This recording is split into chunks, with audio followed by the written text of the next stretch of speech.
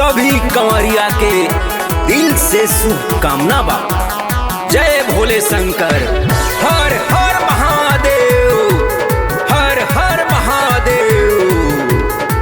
चीलम में गांजा भरी खींच भरदम, बोल बम बम बम, बोल बम बम बम, बोल बम बम बम, बोल बम बम बम।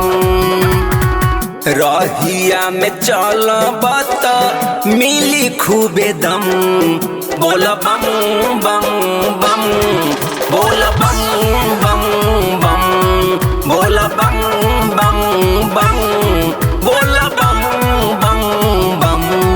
ले लो भोले के नाम सबे बन जाई काम, तोहार किस्मत चमक जाई चम चम चम। बोल बम बम बम, बोल बम बम बम, बोल बम बम बम, बोल बम बम बम।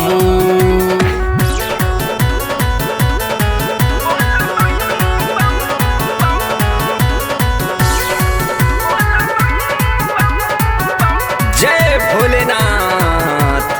कांवर उठा के हो पावर दिखा दो, चारू ओरिया धुआं उठा दो। अगड़े दानी के बानी जचेला, चाहे के जहवा लग जाई मेला। समय बाटे हो सूब जा भक्ति में डूब, डीजे बाजा के नाचल जाई धम धम धम। बोल बम बम बम, बोल बम बम बम, बोल बम बम बम, बोल बम बम बम।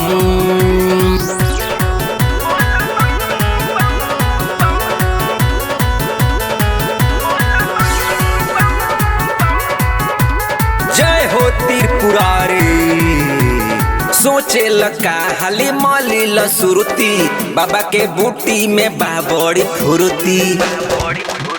राधा मोहन के मानी लबतिया, लेला प्रसाद फिट रहब संगतिया। लावते में भभूत जाई सबक सब भूत, दुआ दिल से करत बानी हम। बोल बम बम बम, बोल बम बम।